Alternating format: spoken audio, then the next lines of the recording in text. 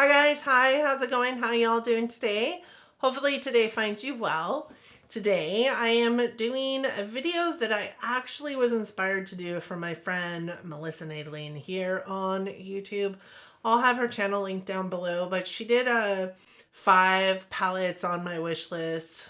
5 palettes. I'm glad I skipped like video quasi series on her channel a while back, at which point she told us about the 5 palettes that she still has on her wish list. 5. And listen, a ton of YouTubers have done this kind of thing in the past. I am doing 5 I'm glad I skipped, 5 I wish I had, and 5 I wish I had not today. So we'll be talking through 15 palettes, but 10 of which I don't have. So there won't be a whole lot of chatter about those 10, just that these are the palettes that I wish I had or wish I had not skipped, and the why behind it. And then the 5 that I wish I had skipped, I actually do have in my collection. They're sitting right in front of my face. So we'll walk through the reasons why for that. If that sounds like something that you're interested in, please keep on watching. For those of you new here, hi, my name is Donna. I'm a lover of all things high and colorful beauty and self-care. Ultimately, this is my self-care. I love coming out here and talking to you guys about all the things that I am interested in terms of beauty and self-care, and I hope that you're here for it. I hope that you'll find that this channel brings solace to your soul and the way it brings solace to mine, and that you'll want to subscribe before you go.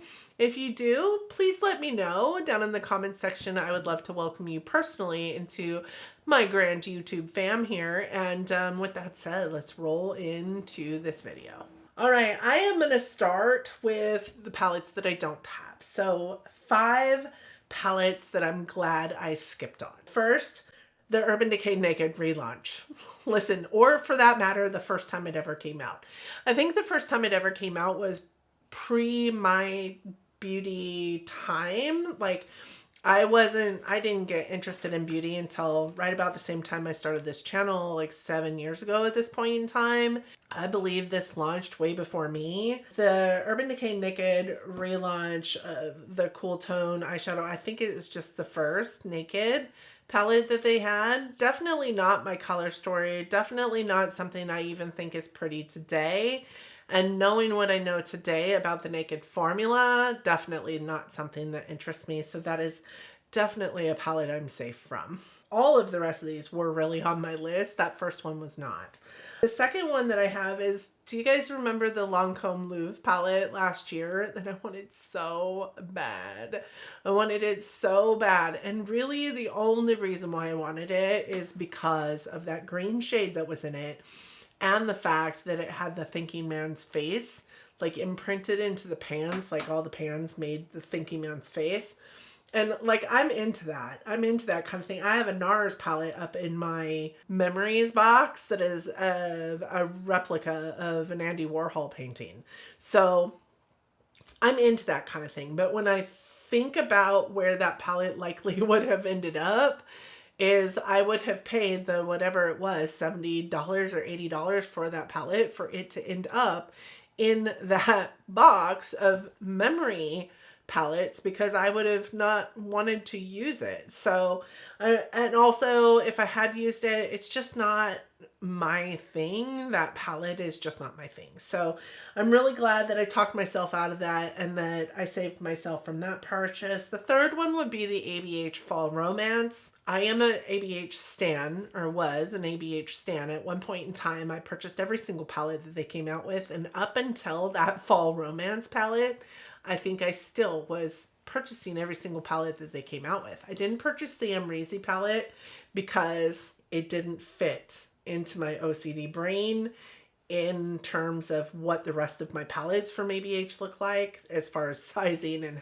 how I store them was supposed to go. But other than that, I owned every single, even when they were dropping them like flies, I was picking them up as they were dropping them through the whole Alyssa Edwards, Carly Bible, Jackie Aina, like craziness that was going on. That one is actually one that was on my list.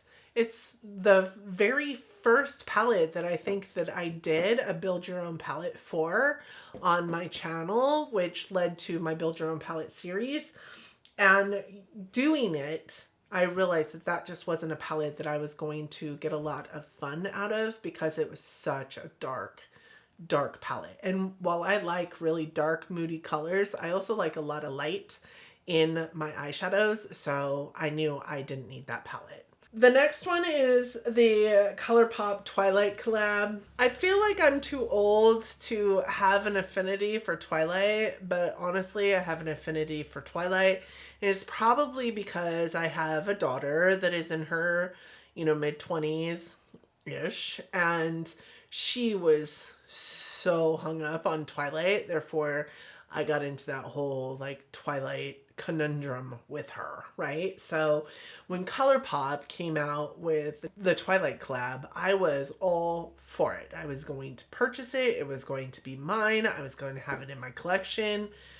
Then I remembered I don't really love ColourPop for the most part. Like, I do have some things that I love from ColourPop, but their eyeshadows are not 100% my favorite. In addition to the fact that the color story of this palette was very gray and moody and like gloom and doom, because that's kind of the thought process of that whole like series, right? It's all gloom and doom. Kind of like gray would be the color for that movie if that movie was just one color. And that's what this palette really consisted of. And those colors are not colors that I wear on an everyday basis. I mean, bright blue is what I'm wearing today, but I do love me a good cool tone color story on occasion. But for the most part, I am really more of a warm tone lover and a brights lover than what that palette showcased as its color story. So I am really glad I didn't fight the masses to try and pick that palette up because it sold out, like twice it sold out. So I'm really glad that that wasn't on my list after really sitting down and thinking about it. And then the last one I have on here is the NARS Afterglow Irresistible eyeshadow palettes. The one that they came out with last summer, I think. It's very, I say this like this isn't NARS's color story every single time, which is why I decided ultimately not to pick this palette up. But it's kind of like this pinky, corally, like bronzy color story. And I'll have a picture of it up here. But I went back to my Summer Unrated palette and looked at that one prior to actually picking up that NARS palette and was just like, wow, they look exactly alike. They really did look exactly alike. I think my Summer Unrated leans a little more bronze, whereas this one would lean a little bit more pink. But ultimately, I think I could get the same eye looks out of my Summer Unrated palette as I could from that one. So I just opted not to get it. An honorable mention in here is the Nomad New Zealand Stargazing palette. It's purples and pinks and blues and a beautiful palette that I definitely was indeed picking up. But when I look at my collection as a whole, I only have 2 palettes from Nomad, and while I understand that their formulation has probably changed over the last several years, I have the Berlin Untergrund and the Cartagena Mexica, and I love them both, but I am not a huge fan of their formula. I'm just not. I don't love, for the most part, I don't love their I don't know if they would consider them satins or shimmers, but in one of my palettes, the Berlin Untergrund specifically, all of the like shimmers in that palette are more like satins, and I don't really love that. There's no like pieciness to them. There's no like flakiness, no magic that happens in those palettes. So I'm not 100% sure that I love the Nomad formula. Even though that palette was so pretty, I don't want to pick up a palette I'm in a nutshell going to be disappointed in the long run. So I did have that one on there as well as an honorable mention. 5 palettes I wish I had not skipped.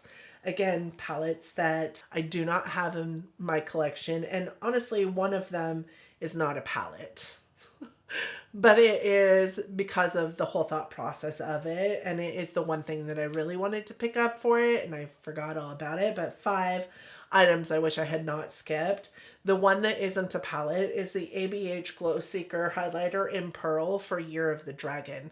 And ultimately, this comes down to I wish I had picked up anything from the Lunar New Year, Year of the Dragon like stuff that promoted, because I am a dragon and my oldest daughter is also a dragon, and I want a giant dragon tattoo on my back at one point in time. The Lunar New Year, like party dragon, you know, I want that tattooed on my back at one point in time. Like I really feel the dragon as much as I really feel being a Virgo.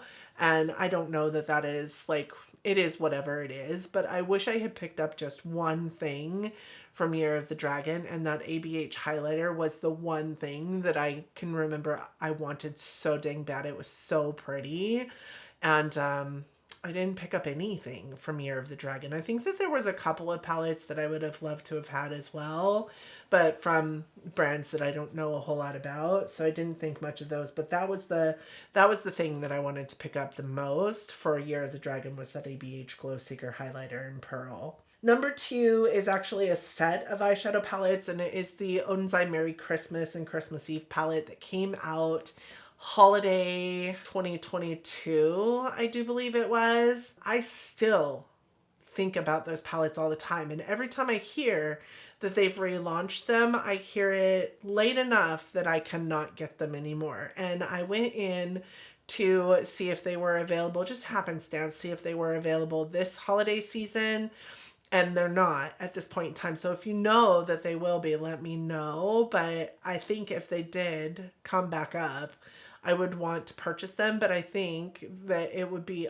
not unlike any other year in which I've heard that they were relaunched and then I missed the relaunch. I don't love their holiday palettes from last year, and I don't love their holiday palettes from this year either. That Christmas Eve palette specifically really was so pretty, and every time I watch like one of the YouTubers that I watch with that palette, I just am like, okay, that is the new one that got away, because I want that palette so bad. And I think that that is about the same time that something shifted with Odens Eye's formulation, and I've heard nothing but really awful things about their mattes these days, which is sad because I also wanted the stone and rock and gemstone palettes that they did, but those are the ones specifically that I know had really poor reviews about their mattes. So those two come in as, you know, something that I wish I had not skipped.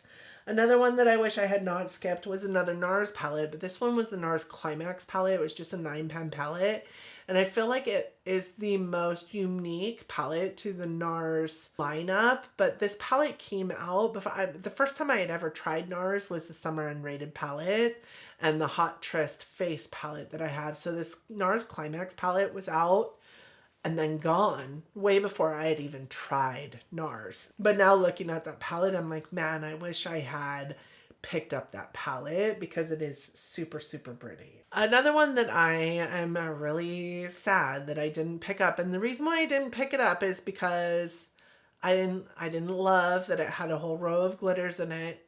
And I thought it was all neutrals, and I am a color lover. And I thought, well, there's going to be more. There's going to be more palettes just like this that are going to be color stories that speak to me just a little bit better. But it's the Tati Volume 1 palette. What a piece of makeup history that I could have picked up in the moments where it was the topic of conversation and had this piece of makeup history that I will never have the opportunity to have or try. I'm excited by the fact that, you know, Tati has spoke recently about getting to focus on her makeup brand again and maybe launch makeup again, but I'm just wondering what that's going to look like from a palette perspective. If this palette ever came back out, I would certainly purchase it, even with the row of shimmers that I would never touch and the row of sequins that I think is ridiculous. I really do think it's ridiculous to have mattes with glitter in them, but they serve a purpose and I know why they're in there. But that is a palette that I am definitely sad that I missed. And then last but not least is a palette that when I was researching this video, I just realized it's still for sale. So you will likely see it come into my collection at some point soon. It is the Lunar Beauty Moonspell 2 palette. That one, I have the first Moonspell palette, but I didn't pick up that palette until it had launched, I think for the third time, because it just kept selling out. The Moonspell #2 palette is more pinks and purples, whereas the first one is more of a little bit of everything in it. And it is also a 20 pan eyeshadow palette, whereas the first one I think was a 15 pan. Really beautiful palette. Excited that it's still for sale because that one will likely end up in my collection. So we had the glad I skipped, wish I had not skipped. Now we have the 5 I wish I had skipped. And there's a couple of them in here that I think you guys will be surprised by, but a couple that I don't think you will. One of them I have actually decluttered, and that one is the Melt Millennial Pinx. Listen, I picked this up on a whim because it was heavily discounted at Sephora, and I was picking up a couple other palettes anyways. And I was like, sure, let's just pick up this one too. It's one that's in the Melt collection that I don't have.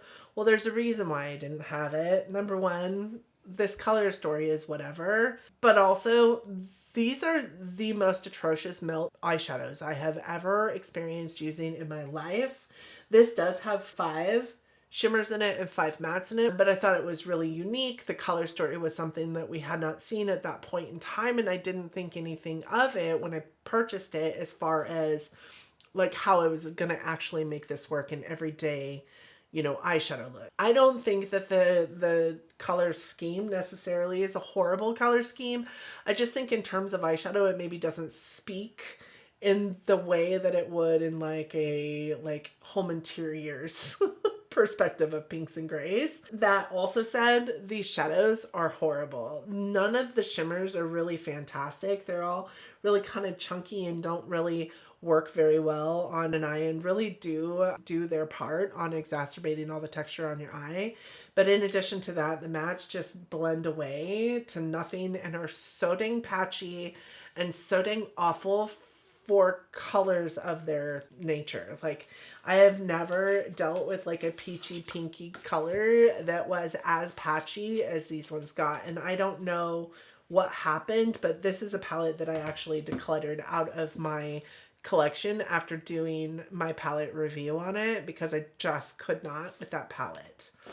The next one is the Robin Eisenberg palette with Urban Decay. Again, it's a naked palette. I don't love the naked formula. I knew that going into this. I picked this up purely for the palette. The component is just beautiful. I really didn't think that you could go wrong with this color story, but again, I don't love the naked formula. I don't know what it is about the naked formula that I don't love, but I just think it is more of a almost transparent kind of formula unless you build it and build it and build it. And I don't want to have to with my eyeshadows like that. I don't want to have to take that much time. That's not to say that I need it to be pure pigmentation going onto my eye the second I put it on my eye, but I just don't find that when you pack these shadows on that they do my eyes any favors. I don't feel like this is a really great eyeshadow formula. I love the packaging of this though. It is just so beautiful and sparkly and really creative and I mean artistic, right? It's all the things, but I wish that the shadows were just a little bit better than they are in this. I only hold on to it because of the packaging, and that's not really a reason to hold on to an eyeshadow palette. The next ones that also might not surprise you are, if you've been around, you know that I didn't give these the best review when I reviewed these. These are the Rabanne handbag palettes. They're just little tiny quads. I did pick up 3. I think these quads are like $38 a piece or some stupid outlandish amount of money for the price of them. And I think that they are pretty, but I also think that they are just not the best in my humble opinion. They've got, this one is the best one of the 3. I really did love this color story. I think it spoke to itself in the way it needed to, but really they're one and done, right? This is one matte, 3 shimmers, so this is like a one and done eyeshadow palette, or one look is all you're going to get from this, really. This one specifically I thought was interesting, and it was an interesting color story, and the whole reason why I purchased it was for this blue, which looked so amazing in like a finger swatch, but getting it onto the eye, it really was nothing special. There was nothing special about this, and honestly the one matte in here was not deep enough to do anything with these 4. You have to use these in conjunction with other palettes. They are nothing more than maybe complementary palettes to other palettes that you're using in your collection. I think this one had the most mattes. There's two mattes in here. This shimmer is beautiful, but again, doesn't really show up on your eye. And this is like a gloss, which I don't really know how to use, if I'm honest with you. So I was using it as like a base. And I don't need an eye base in one of my eyeshadow palettes. So I had not picked up all 3 of those palettes. One would have been fine for me, but I am one of those people that's like, oh, we want to try a brand. Let's try 3. Let's try 3 of them. The next one I have on here is the Natasha Denona Hypernatural Face Palette. This is a palette that, like, I'm shocked too that there's a Natasha Denona palette in here. And I'm also shocked that it is a Natasha Denona palette that looks like this one does and not like the pastel one. Because even though I don't love the pastel palette, this one gets far less use in my collection than that one does. They're an all new formulation for her. I can't remember exactly what the formulation is of these, but not one of these is a matte. I've used every single one of these in an eye look though, and I mean, it turns out really like satiny, which I'm not opposed to doing, but not one of these is a matte. So if you want a matte in your eyeshadow look when using this palette, you have to use the blush or the bronzer in here. I don't love that this is 3 shades of bronzer in one pan, specifically because like this bronzer doesn't necessarily work for me. And if I move my brush across all 3 shades, like it's not always consistent. I also don't love that there's 2 pans of blush into this one pan. I just mix the 2. It's a little bit more consistent than the bronzer is to move across the 3 pans, but I don't know. I just don't love the palette. I think that it is a palette I wish I had passed on. And for a very long time, I had passed on all of her like face and cheek palettes, or her face palettes, or cheek and eye palettes, whatever you want to call them. But then I picked up all 3 of them, and I just wish I had not picked up this one. The other ones I like perfectly fine. It's this one that I have a problem with. And when I decided to pull this in here, I pulled it in as a brand. I first initially was like, it's an expensive brand and it's not really worth the expense. And then it was like, it's an expensive brand, it gets moldy, and it's not worth the expense. And that is Patrick Ta. Listen, I love his blushes and I love his bronzer, but I will never buy another eyeshadow palette from Patrick Ta. So first and foremost, I did pick up this one because it's all mattes. And while I love that it's all mattes, I chose to pick up this one over the Danessa Myricks Groundwork palette, and just really wished I had picked up the Danessa Myricks one. These are really beautiful, but they're not really anything special. And I didn't necessarily need, 2 creams in here that I can't, like this cream is dark enough up here that I can't use it with a majority of these eyeshadows. Like just 2 of these eyeshadows I can use this cream on top of. They do work well as an eyeliner, don't get me wrong, but they also don't. Like they're not waterproof. They do go away. I have super watery eyes, so they do go away. I didn't mind this palette, but I don't think it was worth $70. And I think in my review I did say that. Like I get the $70 price point for a palette that has, some really crazy awesome dynamic shimmer shadows in it, but not for an all matte palette. There's 2 creams in there, I get that.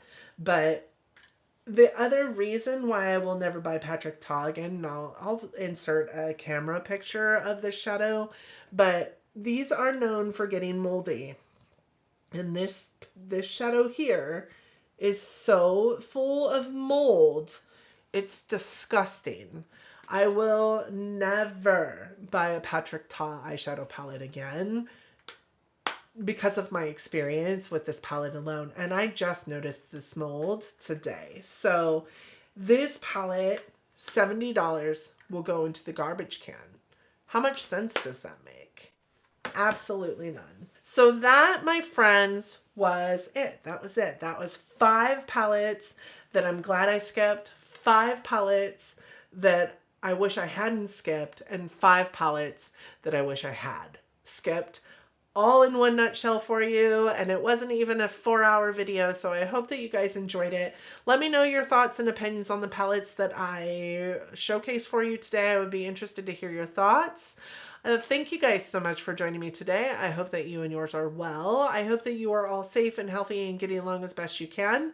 I hope that you are all loving each other, being kind humans, and living your best life. And until next time, bye, friends.